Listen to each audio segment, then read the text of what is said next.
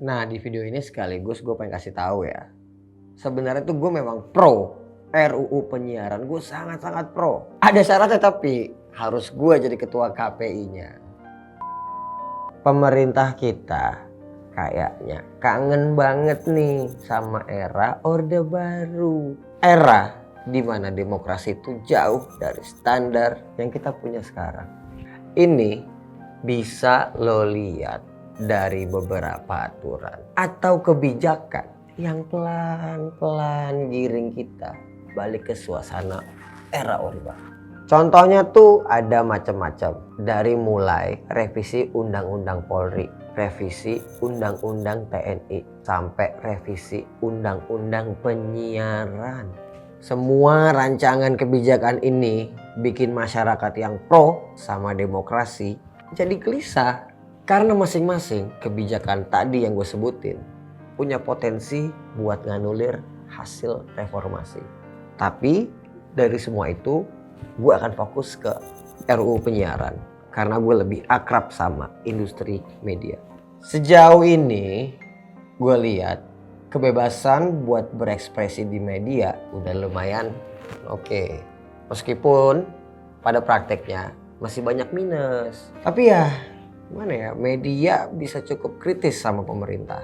Yang gue lihat masalahnya media itu selalu kena ownership, dimana media-media ini rawan banget dimonopoli dan bersuaranya sesuai dengan kehendak siapa yang punya tuh media, siapa pemiliknya. Itu kenapa revisi undang-undang penyiaran jadi make sense pada awalnya. Teknologi juga udah maju banget. TV udah punya siaran digital dan media online. Menjamur sekarang. Ngelihat perkembangan kayak gini, udah jelas kalau kita perlu aturan main. Terutama urusan kompetisi bisnis sama bentuk tayangan buat ngejaga hak-hak masyarakat. Lo gak mau kan nyalain TV terus dipaksa nonton kondangan artis di beberapa channel sekaligus karena kedekatan sama pemilik media. Aturan-aturan kita perluin buat hal-hal beginian sebenarnya. Cuma pas draft revisi undang-undang penyiaran ini keluar, boom, caur, isinya caur banget. Sebagaimana biasanya pemerintah kita kerja, draft ini kelihatan banget gak ngelibatin banyak pihak yang berkepentingan buat diskusi. Akhirnya teman-teman media trauma, jurnalis protes keras dong. Ya beberapa pejabat buru-buru klarifikasi. RUU penyiaran pembahasannya ditunda. Tapi kejadian begini gak sekali dua kali nih gue lihat-lihat nih. Tiba-tiba dibahas lagi tanpa kita tahu. Dan udah jadi tuh peraturan. Basi banget. Kalau lo belum tahu, apa aja sih RUU penyiaran yang ditolak orang-orang? Gue kasih tahu nih satu-satu. Pertama, di dalam RUU penyiaran itu ada yang namanya SIS, standar isi siaran, yang jadi urusan KPI. For your information, KPI atau Komisi Penyiaran Indonesia dukung banget RUU penyiaran ini. Karena dalam RUU penyiaran, KPI itu dapat wewenang yang gede banget. Di dalam SIS ini ada banyak hal yang kontroversial banget. Misalnya nih, ada larangan buat nayangin secara eksklusif jurnalisme investigasi. Buat yang belum tahu, jurnalisme investigasi itu bentuk jurnalisme kritis yang fungsinya buat ngungkap kasus-kasus besar penguasa yang sebelumnya masyarakat nggak tahu. Tapi kasusnya bukan skandal personal ya. Kasusnya itu yang emang udah ngerugiin orang banyak. Kasus-kasus kayak pelanggaran HAM, korupsi, konflik kepentingan, perusakan lingkungan, sampai skandal bisnis adalah beberapa hal yang bisa diinvestigasi sama jurnalis. Contoh yang sempat meledak banget, kasus Panama Papers. Di kasus itu ada banyak banget tokoh elit yang ketahuan ngalihin uangnya ke rekening luar negeri yang bebas dari pajak sama pengawasan. Kerjasama jurnalisme investigasi akhirnya berhasil mengungkapin ini. Hal yang kita sebagai masyarakat awam gak mungkin tahu tanpa jurnalisme investigasi.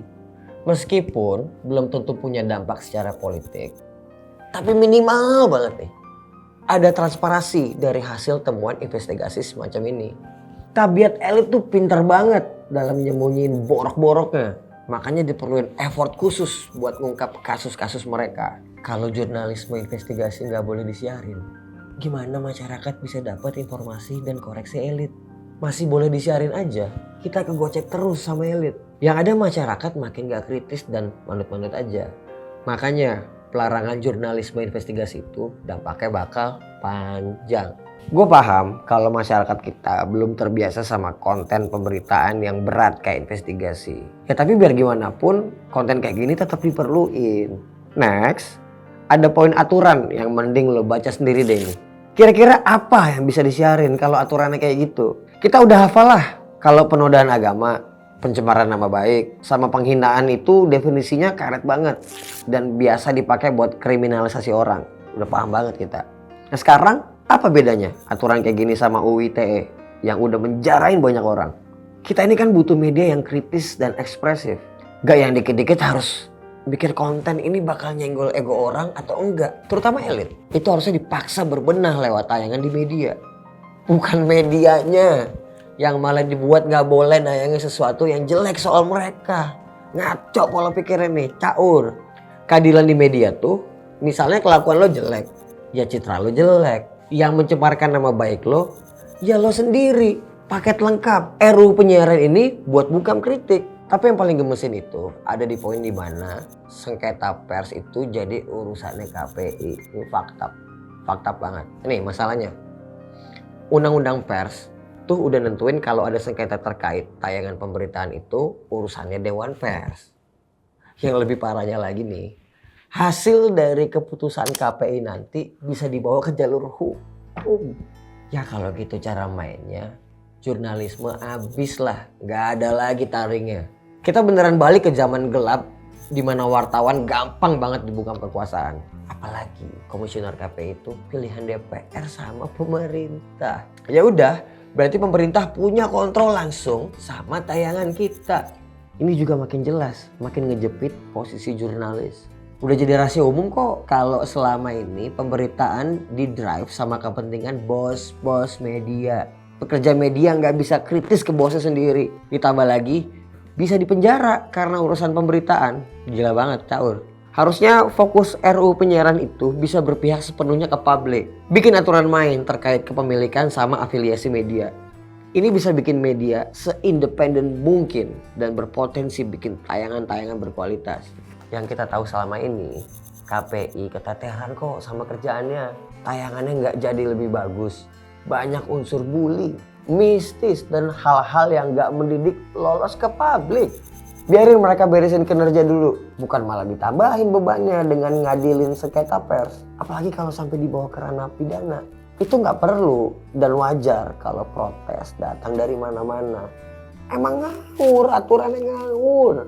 Menurut data, indeks demokrasi kita tuh turun terus dari tahun ke tahun ya. Ini selaras nih sama tingkat kebebasan pers yang turun juga. Walaupun secara norma kita udah jelas beda sama negara-negara barat. Tapi indeks demokrasi ini bisa jadi acuan soal seberapa enak elit bertingkah di sini. Makin gak ada kontrol masyarakat, ya skornya makin drop.